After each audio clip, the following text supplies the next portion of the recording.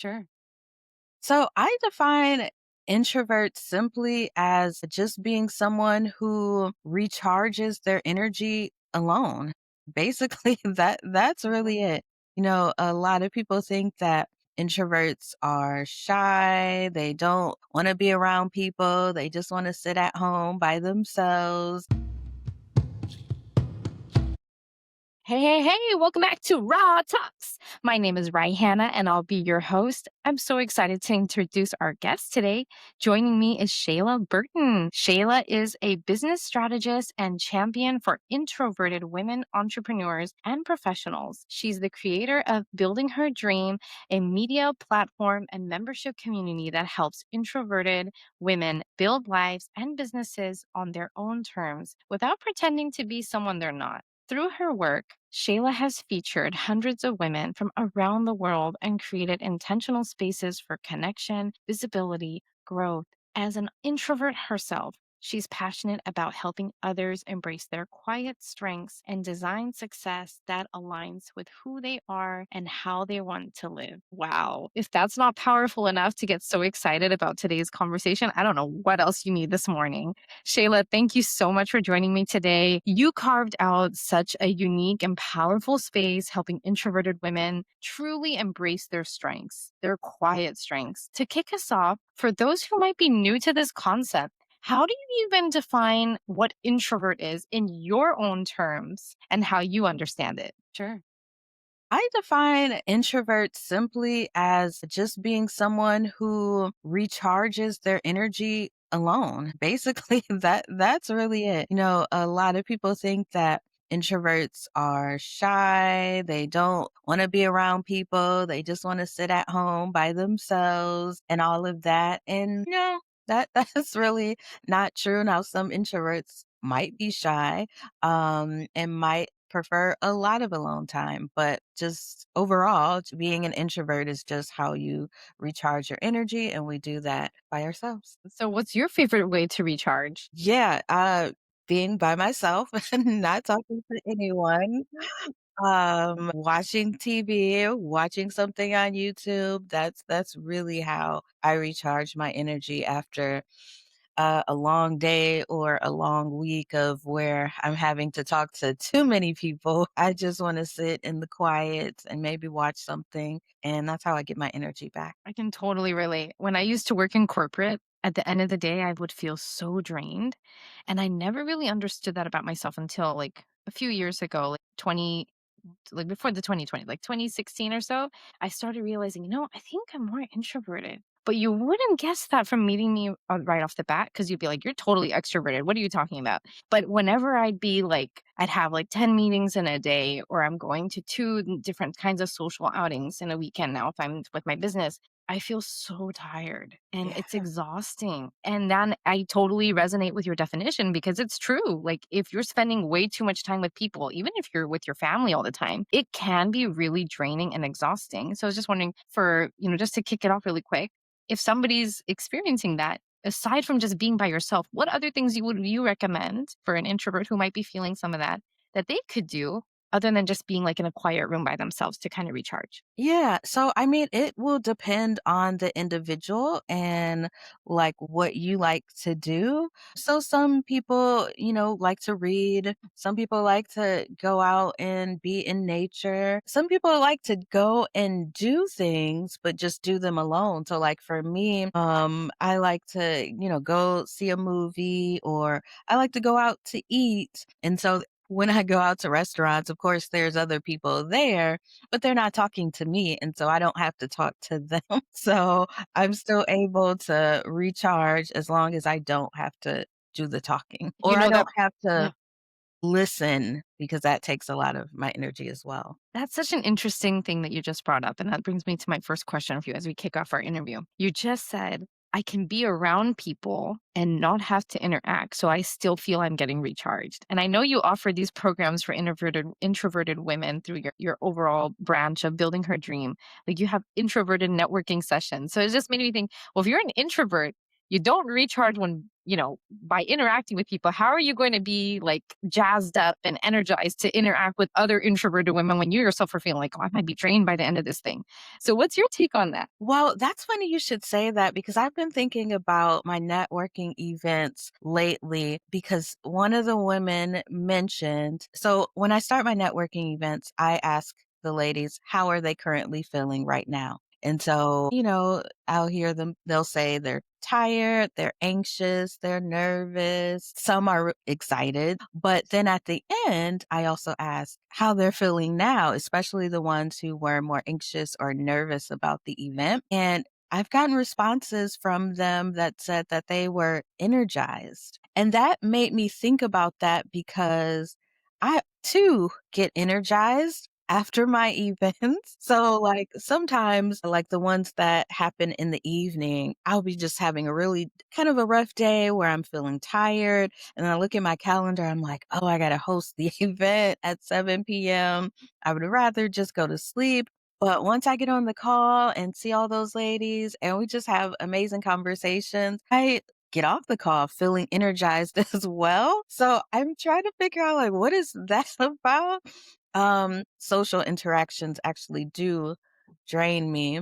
Um, but for some reason, I don't know. I don't know why, but a little bit of I do feel energized immediately after, Uh-huh. but then my body crashes Yeah, for sure. later and also the next days. Yeah. Mhm. No, I totally hear you, and that makes sense. And sometimes that body crashing is just telling you, hey, you need to take a little bit more rest because you're in overcharge mode a little bit too much, right? Or overdrive if you're like thinking race car driver status. But I have a perspective I might want to share, like about why that might be happening if you're open to hearing it. Yeah, absolutely. So I have this theory that we're not really truly extroverted and introverted. Like it's not really black and white. You know how we when you think about hormones, even women have a little bit of testosterone and men have a little bit of estrogen. So I feel like what it happens is when you say you're introverted, you still got a little bit of extrovertedness in you. And the same thing goes for extroverts. So when I feel like you just described that situation, when you're entering that room, you already know you're surrounded by introverted women who get your situation. So your brain doesn't have to have these walls up to protect yourself. So you kind of let that down, which allows you to kind of be more freely in that conversation and use less energy. And at the same time, that little extroverted part of you, it's less than it's showing up for the introverted, but that little extroverted piece probably gets charged up a little bit. And then that's why you feel that boost of energy. And then afterwards, you're like, okay, my body's like, I'm clearly introverted. So I really need to rest now. So I got that little boost and that was great for my extroverted side, but my introverted side really needs a good night's rest to kind of pick myself up again. But that was my theory. Wanted to hear your take on that and how you feel about that little explanation. Yeah, I mean, that could be true. I feel like there's probably a scale, and so maybe I'm not all the way at the end of the introverted. But I think I could just be that we're people, we're humans, and all humans need some sort of socialization. And so even though I'm introverted, I do love chatting with people and networking, meeting new people, and talking about things that I like to talk about. um, and so I guess having conversations about the things that I enjoy, that does energize me. Like I enjoy it. And so that's where I get that brief energy boost. But yeah, so I don't know. I just feel like, yeah, we all, even though we're introverts, we still like to socialize. And so we still need some of that. We just don't need it as much as an extrovert might Yeah. need it. That makes so much sense. That makes so much sense. Mhm. Thanks for your take on that. I appreciate Yeah. you diving in a little bit. So tell me more about about what you created, building her dream. And you mentioned to me previously that you've turned this into it was a personal challenge, and now you've turned it into a global platform. Well, take us back to that real quick. What was that personal challenge and what was happening for you at that time that really sparked this vision for I'm going to make this a global transformation platform for other women? Yeah, so I actually have another business that I started in 2017, and I with that business I got most of my clients through referrals and like word of mouth. because marketing just wasn't my strong suit. Being out in the front is not my strong suit. I'm a behind the scenes type of person. And so I was, getting clients slowly through word of mouth, but I realized that that wasn't sustainable and I needed to figure out some way that I could market myself, put myself out there. But I just didn't know how to do it. I connected with many marketing professionals and the advice that they would tell me, "Oh, you need to, be active on social media. You need to go live every day. You need to attend attend large networking events." Just all of these things that wasn't really comfortable for me. And so I was just trying to figure out, like, how do I get more visible, but how do I do it in a way that feels good to me?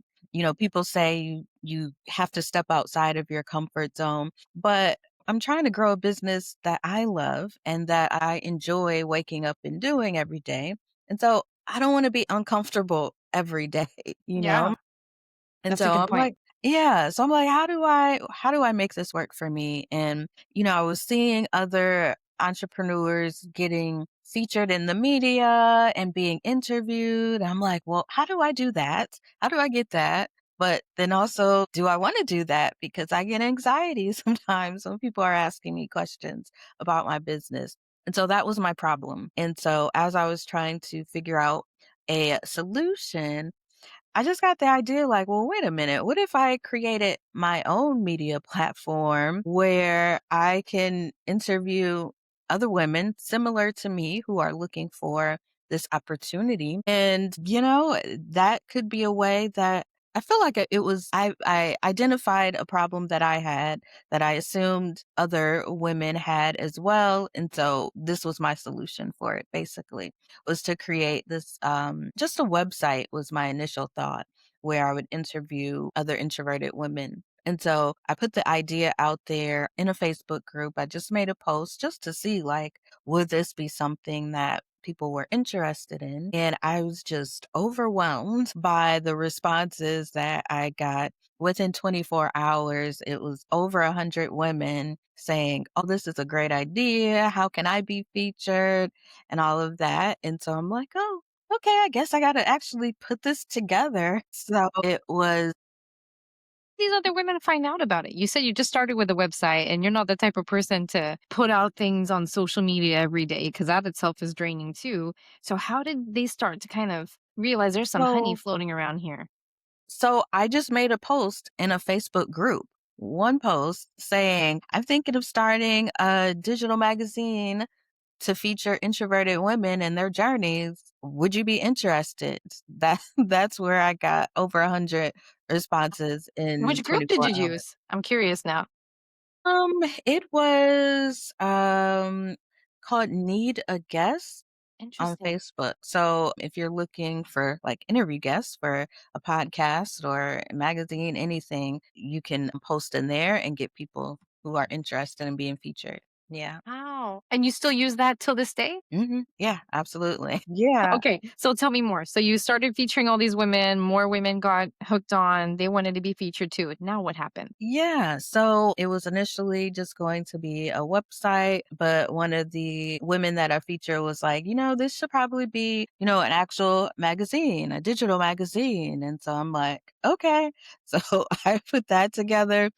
And then I realized, okay, so I need to practice speaking, like doing this, what I'm doing right now. And so I said, well, maybe I should start a podcast so I could practice speaking publicly. So a podcast was never something that I wanted to do because I don't know, me just talking to strangers did not sound like something I wanted to do. But I said, well, let me just do it for a little bit just so I can get the practice in. And I loved it. I actually realized, oh, this is kind of fun. So it turned into the magazine, the podcast, and then The community, Her Dream Society, that came because as I was continued to meet women all over the world, I realized that they needed like more support. They were actually asking for more support, asking like, how can we continue to connect? I was getting the same questions and comments from the women who would attend my networking events. They enjoyed it. And so they're like, how can we have more of this? And so that's where decided to launch the community as well. So, yeah, it's this building her dream was not supposed to be a business. It was just something that I was creating to help other women, but now it is turned into my main business now. That's really incredible. You know what? There are a couple things I wanted to touch on that I heard you say, and I think it might be really powerful. You just hear it out loud from a different perspective. I heard you say initially you were focusing on the stories, and then in the group, they were saying, why don't you make this a magazine? Okay, I guess I'll do that. And that told me that you have a knack for listening and acting on customer problems. And from my experience, focusing on the customer problem is the number one way to accelerate your success in your business because you're figuring out what kind of solution can I give that the customer needs versus what do I like and I'm going to put out there because it works for me and I think people are going to like this. And then you just kind of go through the cycle and no one's biting it. What do I need to do? And you keep finding, well, I like this. Let me try this idea. And many people think that way. Hey, I like this and other people should buy into it too, but it doesn't always work that way. You need to see what does the customer actually need. And you, my friend, did that real early on and started developing that more and more. And then you listen to more customer needs. Well, how can we get more of you? We need more support. Well, okay, well, let me create a society for y'all because that's what you're asking for. And now you said this is your main primary source of income. And look at that.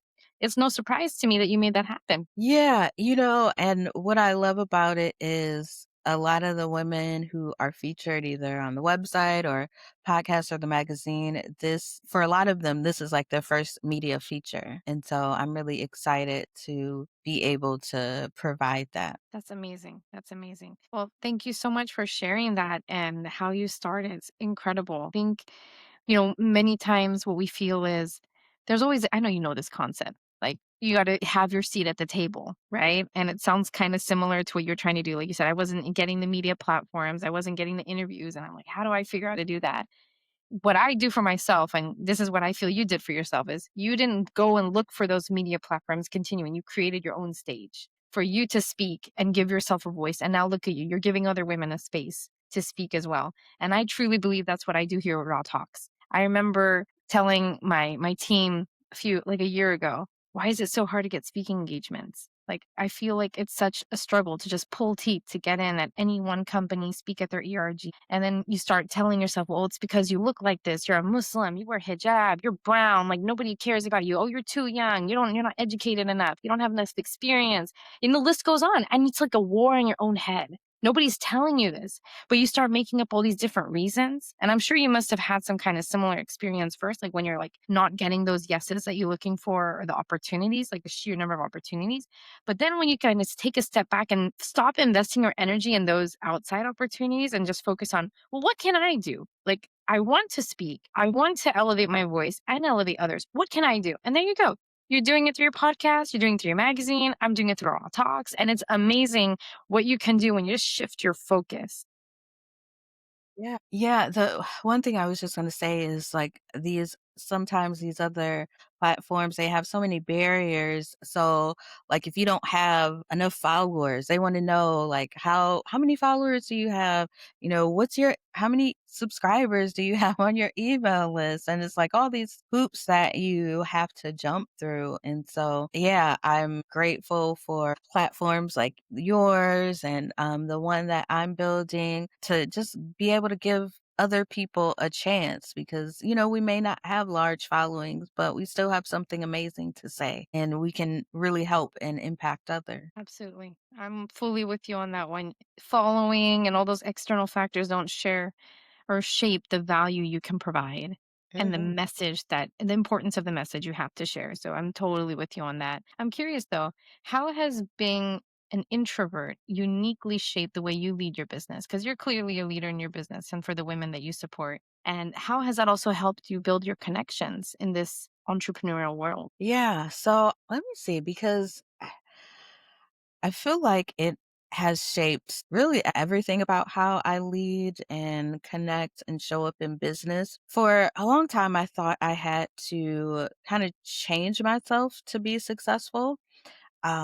So like you would hear, like I mentioned, I met with a lot of different marketing professionals and, who would say that I need to be more outgoing. I need to be, on social media. I need to attend events. I need to do all of these things to be successful. And they made it seem like there was just kind of one way to success. And so if I didn't follow what they said or what they were doing, then I didn't want to be successful, which isn't true.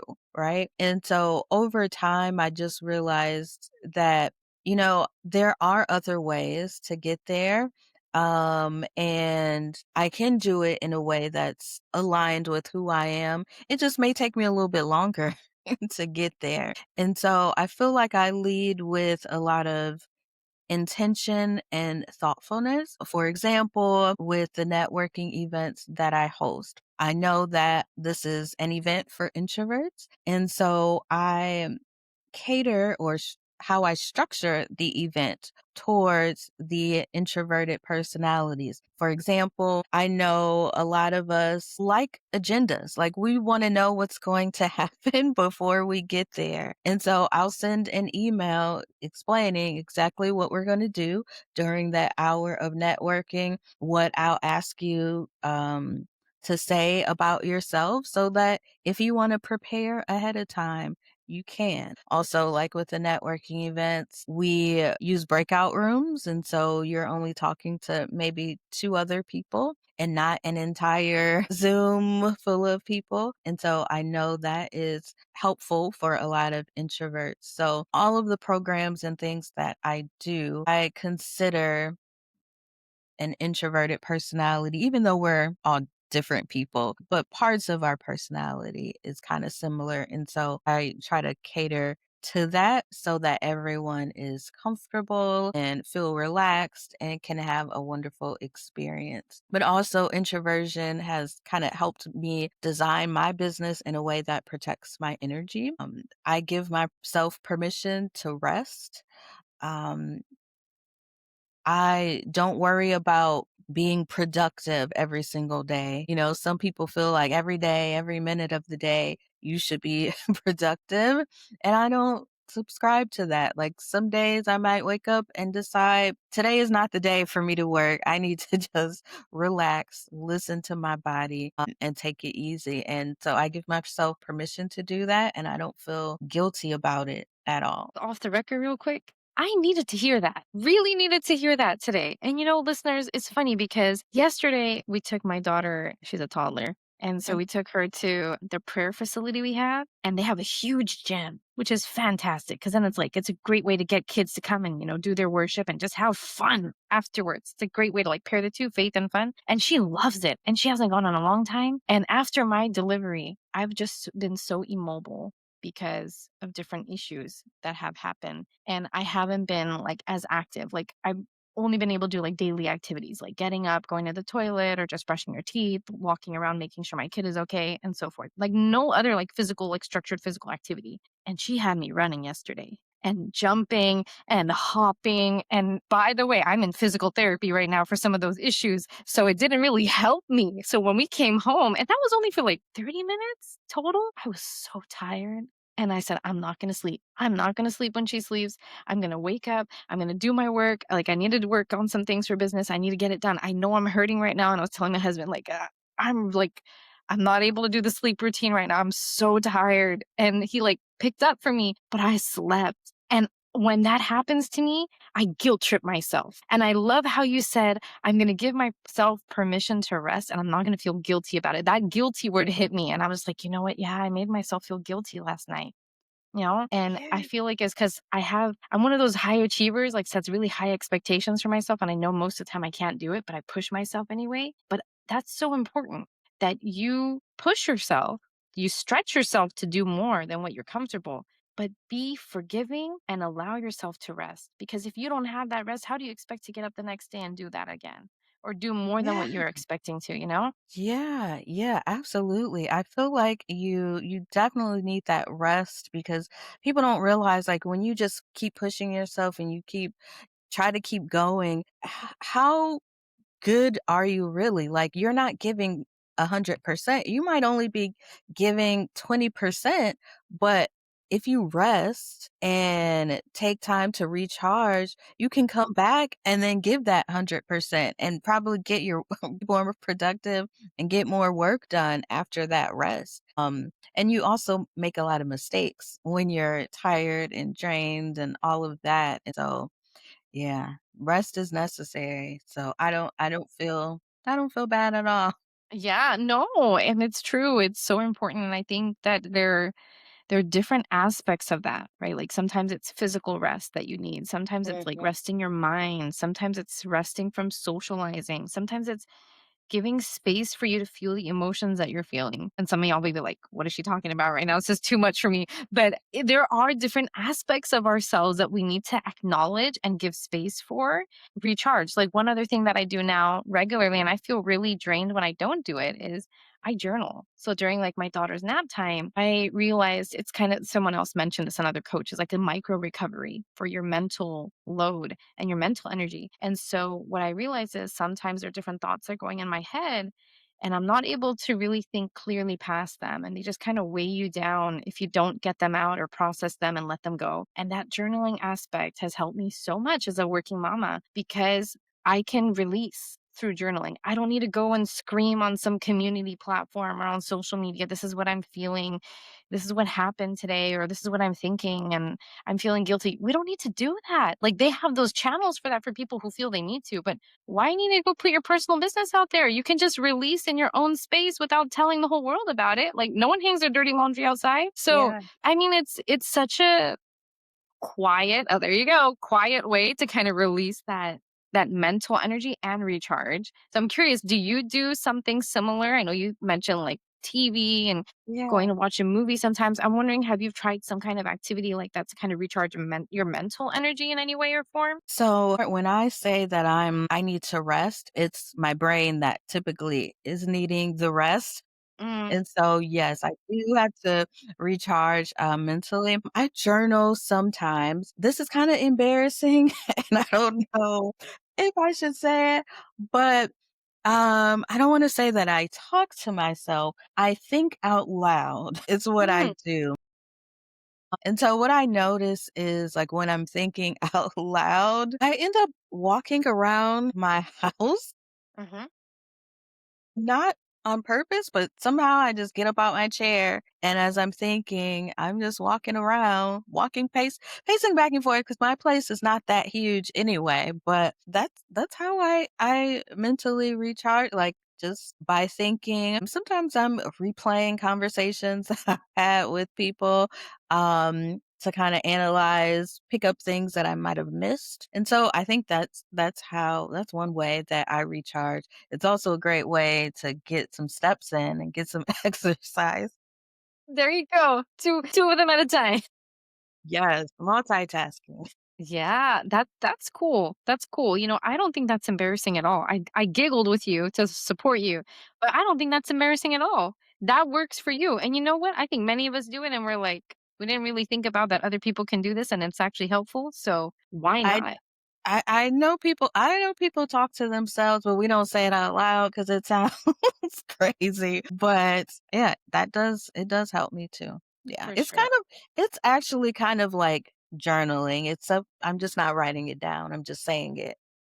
Yeah, totally. Totally. You know, I think that sometimes when what happens to me is I'll write something and in the middle of writing, I back out, you know, because you can see it. You can see the thought in front of you. And it's almost like sometimes you want to hide from the reality. And so what happens to me sometimes, I'll be in the middle of a thought. And I'm like, uh-oh, I don't want to see the full completed thing of that reality. So I'll go and look at something else and distract myself, and then the thought is gone. But those moments are pivotal when you get the reality out on paper, because then it shows you a whole new perspective, and then you can like here I'm going in coach mode now. Then you can analyze it and understand what is the real meaning behind this thought, and is it important for me to kind of reflect more or just let it go and release and move on. And when I do let the reality complete itself, see it for what it is, understand which action am I going to take? I'm going to reflect more or just let it go.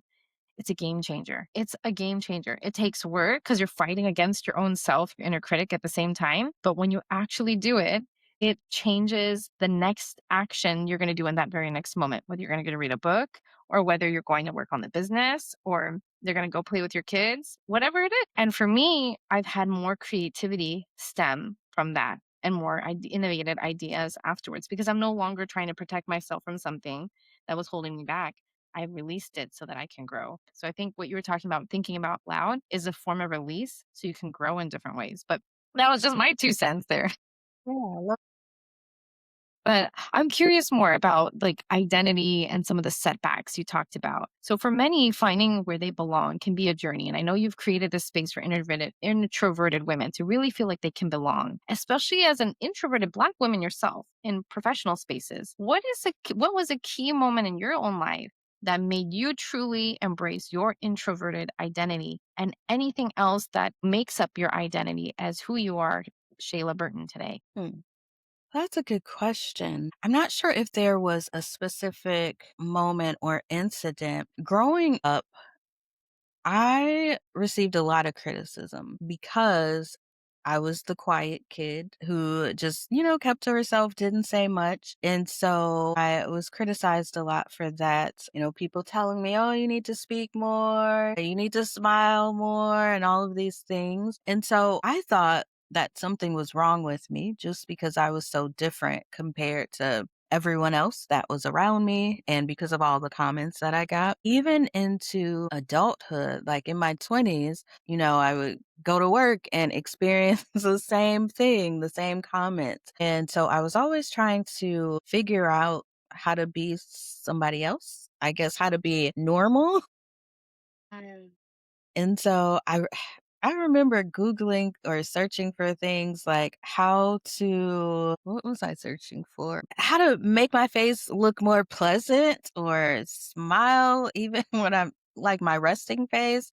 Just weird things like that of me trying to be someone else. And also being a Black woman and an introvert, I think I received more criticism just because for some reason the perception is that Black women are, more loud and outspoken. And here I am not saying anything. And so people assumed that I was stuck up or mean or, I thought that I was better than other people. And it was never because of anything I said or did. It was just because I was quiet, right? I want to pause you right there real Yeah. quick. Who told you that? Like, who made you feel stuck up or like you thought you were better than them? Was it family? Was it at work? Was it friends? People from a Those were particular like culture? Like, I'm really curious about that. That's an interesting thing that you brought up. Yeah. People would say that. So like at work, they would question, why are you so quiet? So they would say things like that to me directly, but then I would overhear it or someone would come back and tell me what someone else said. Like I just heard that from, people at work or That any you were other stuck type up of or that they thought you were better than? Like those specific words they would say? those specific things. Wow. Yeah.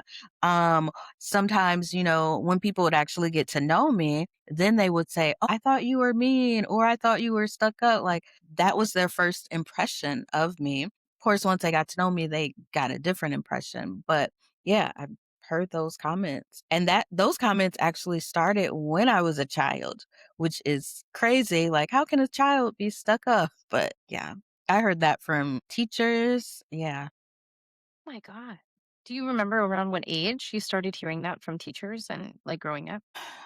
I don't I couldn't pinpoint a specific age because that's all that I remember. So as far Mhm. as my brain, Yeah. my Yeah. memory goes back, those are the comments. And it started I got comments from my family as well. Now they wouldn't say it to my face, but I would overhear things. And I think it was just they didn't understand me because I wasn't like all of the other kids, loud and running all over the place. And so, yeah, I was different. And yeah, it was weird. You know, I hear you and I feel that pain.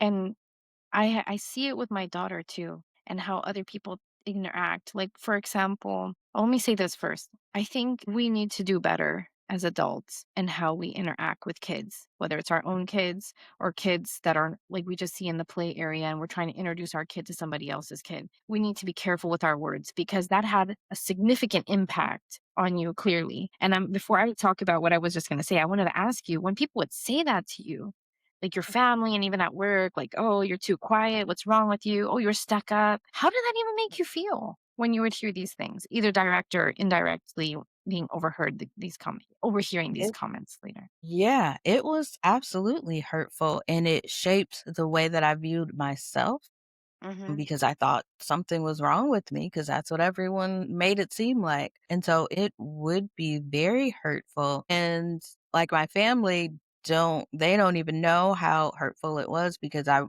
course when I was younger I wouldn't say anything, but like I would be so excited to see them even though I was quiet and it might have appeared like I wasn't enjoying myself. I loved going to family events and stuff. But once those comments would start, like when I would come back home, I would cry. So it did affect me a lot. I feel like there's probably some trauma in there too. And I'm sure that it probably still affects me as an adult, even though um I I'm no longer really concerned by what people say.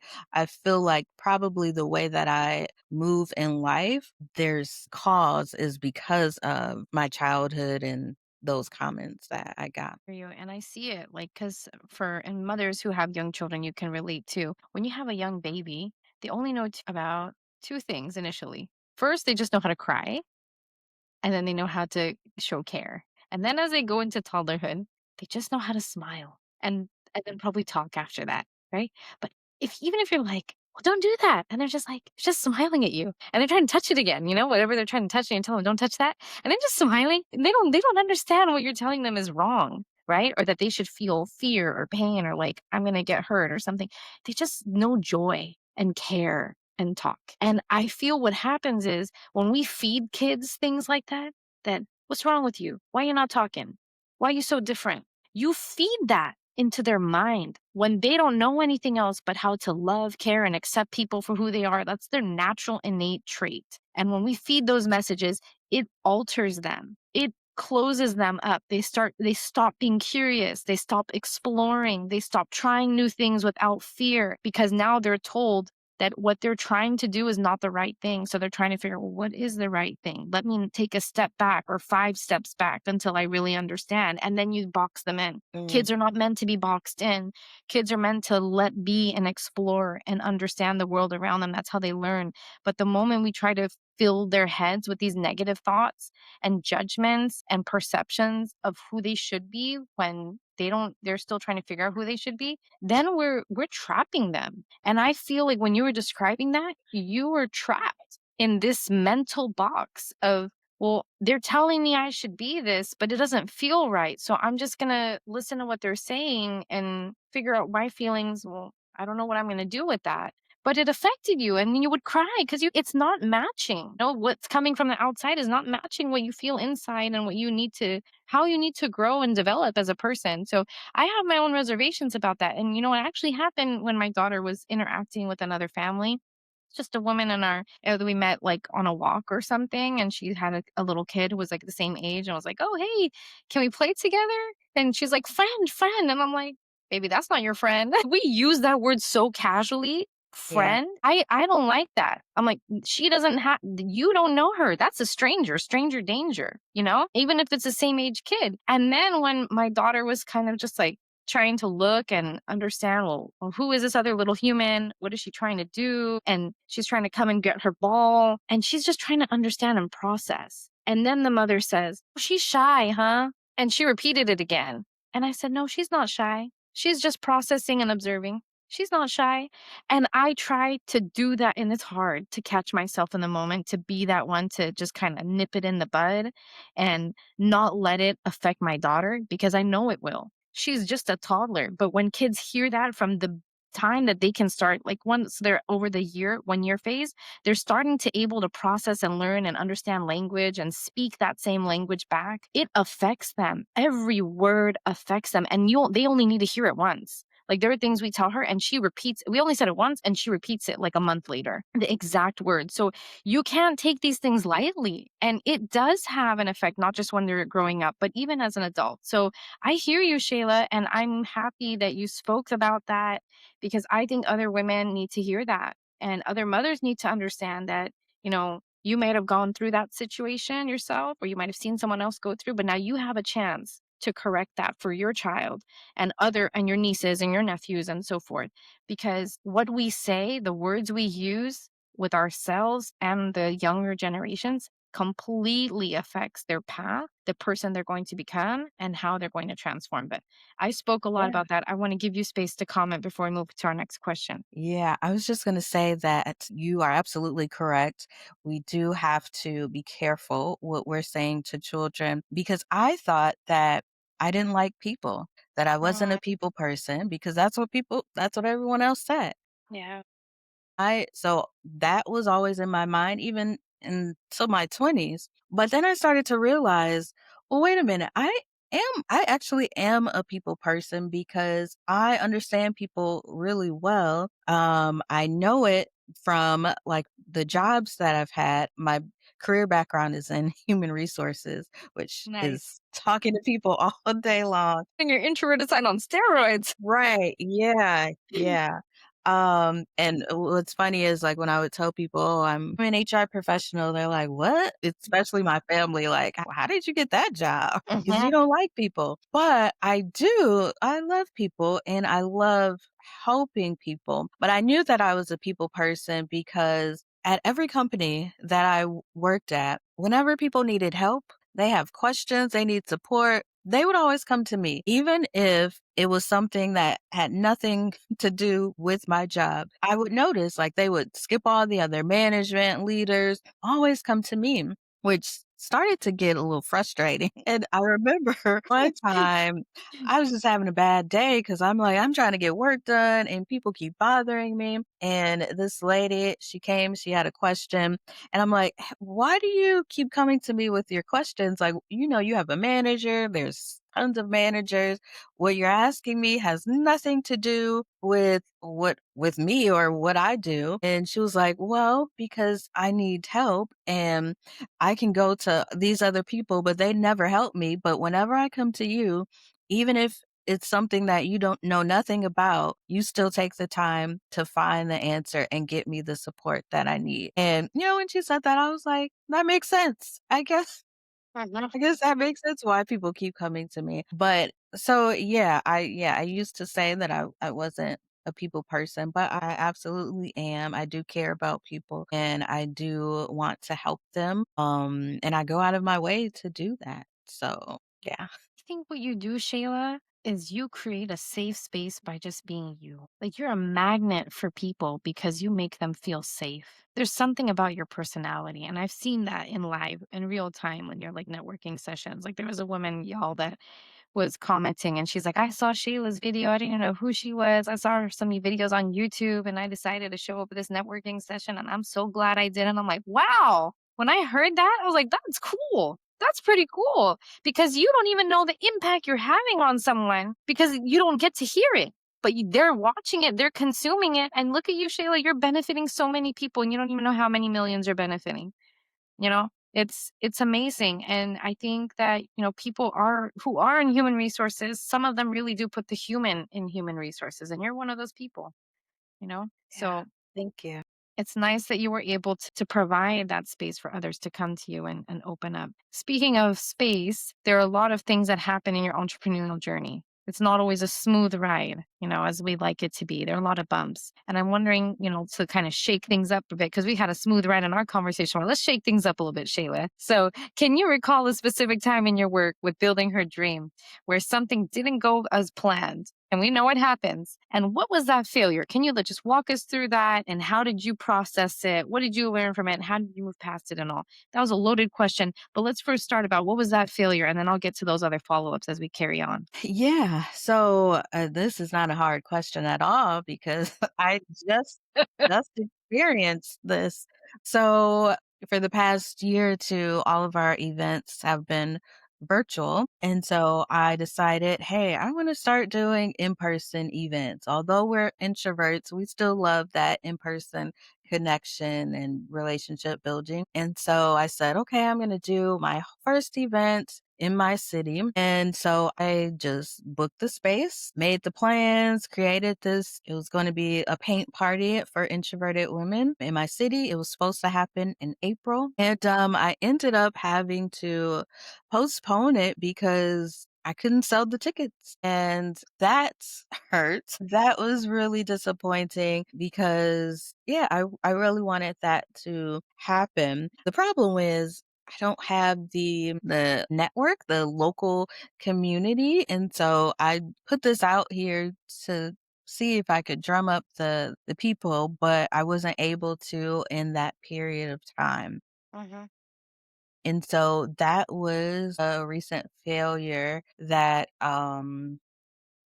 happened. But I'm choosing to see it as just not necessarily a failure, but just an experience that will help me as I'm continue to grow because I'm still gonna have an in-person event. So I just gotta do it a little bit differently. And so that's what I'm working on now. I'm curious, Shayla. You said you weren't able to sell the tickets and you kind of Mhm. talked about it really calmly, but tell me how you were really feeling when you couldn't sell the tickets. So I was upset about it for sure, like disappointed because like even the people that I knew did not buy tickets. And so I'm like, what? I told y'all about it. Why didn't y'all, at least my friends, why didn't y'all get a ticket? And so, that was a little bit disappointing. But at the same time, I did have a lot going on in life. I've had several surgeries over the last 6 months. And so, just trying to take care of my health and then also still maintain my business has been a challenge. But I wanted to do this event anyway. I'm like, everything else has been working out. This will work out too. But unfortunately, it didn't. And so, yeah, it was definitely disappointing. And then at first, kind of embarrassing because I'm like, oh, I put this out here. Now I have to cancel it. Um, Did you end up getting your money back for that investment for the space? So it's on they still have the money for the Mhm. deposit, but I can call them up at a future date. So they were nice enough to say that, I can choose a different date this year, and so my plan is to still do it, I just gotta figure out how to do it. But yeah, at first I was a little embarrassed, but then I decided to share my experience because this happens to everybody. It's really nothing to be embarrassed about. And so I posted about it on social media and I was overwhelmed by the support that I got. I even got a client from making a post about my failed Wow. events. So yeah, things work out in different ways. So what helped you move past that disappointment and feeling of failure? Like what was that middle ground that helped you move from this is a failure to I can use as a learning opportunity? And how did you process those emotions to move forward? That's a good question because I feel like this is just really a part of life. Failure, disappointments has been happening these past 40 years of me living. It's just another one. You just keep going because within those failures, you also have to have a lot of success, a lot of wins. And so really just remembering that has been really helpful. And I have so many wins from building her dream. And so it's not like, oh, I had this setback. Now I'm just going to stop. What about all the other good that I'm doing and the impact that I'm making? And so definitely not going to stop.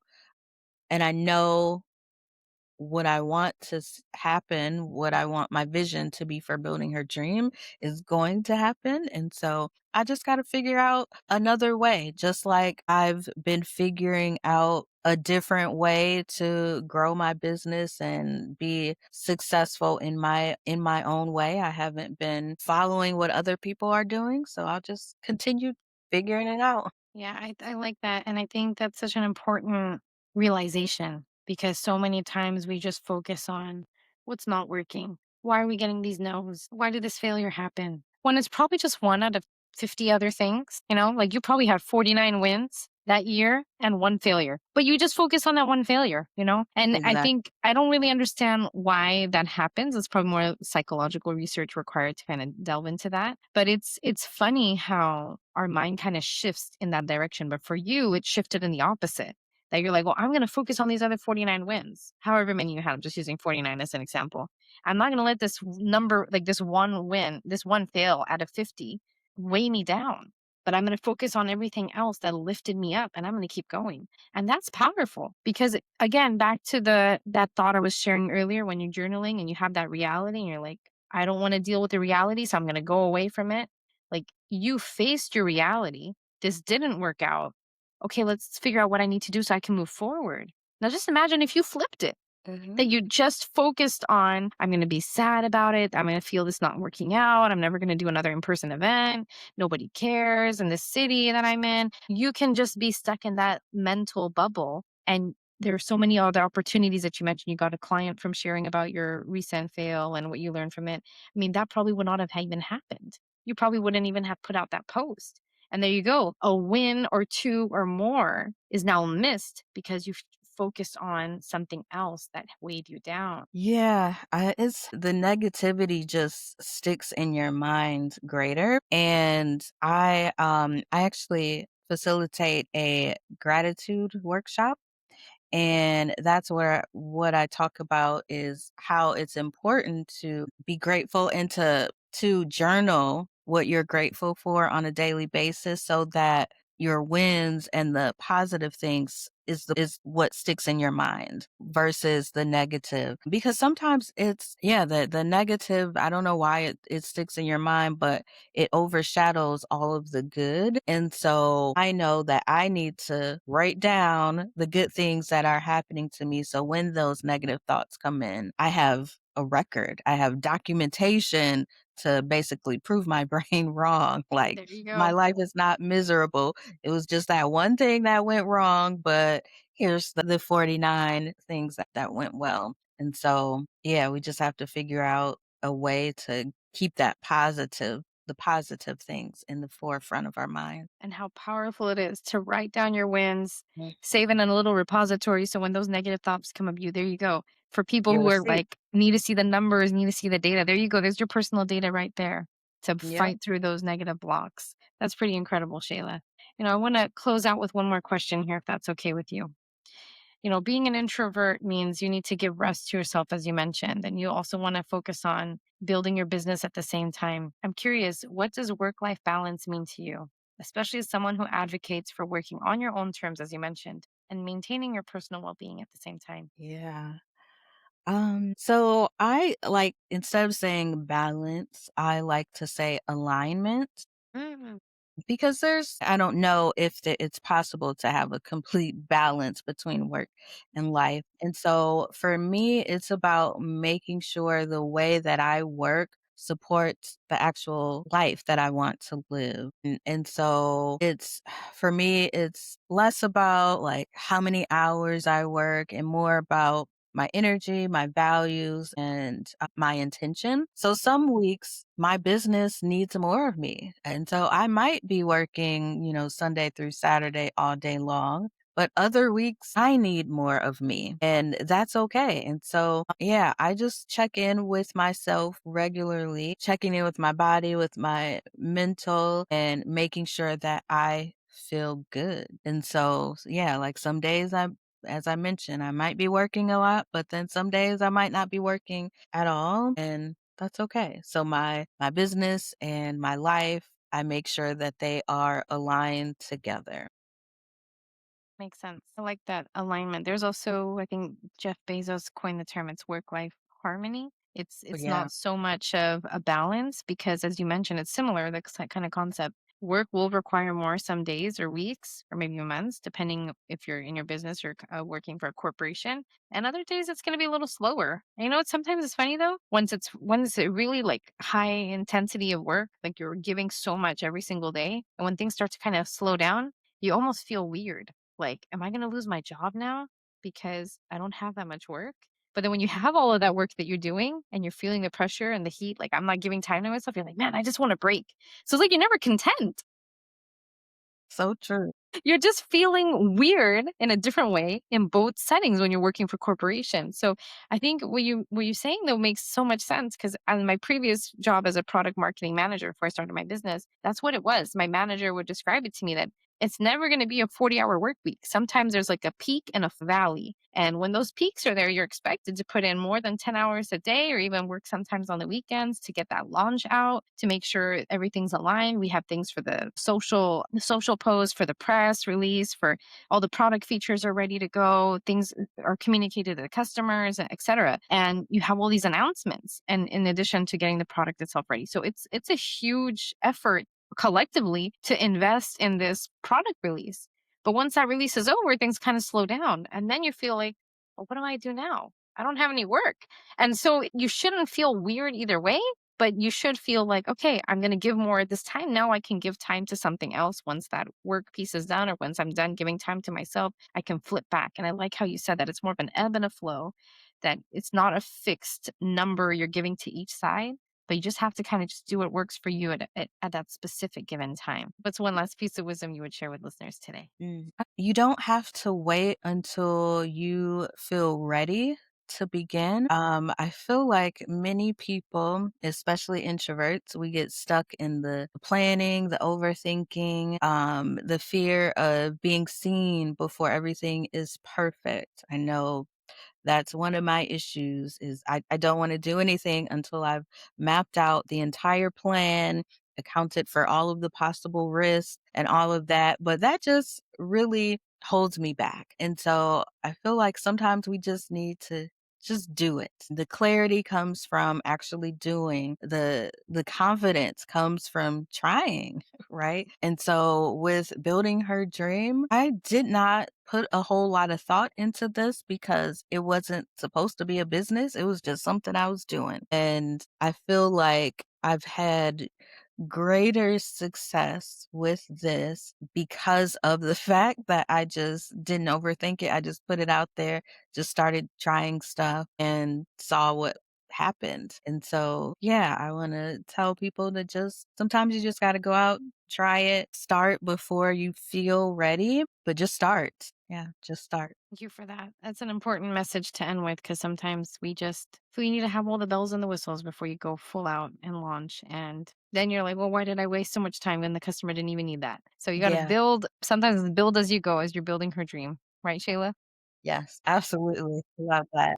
Well, thank you so much for the time, Shayla. It's been a pleasure to have this conversation with you and share these insights with listeners. Listeners, I'm so sorry to say we've come to the end of our time together, but before you go, make sure you do subscribe to this podcast. Give us a follow on YouTube, Instagram, Facebook, and all your favorite oh, look at my tongue getting twisted. Podcast platform. So you get the latest and greatest from these episodes every 2 weeks. Thank you so much for your time today. We'll see you next time.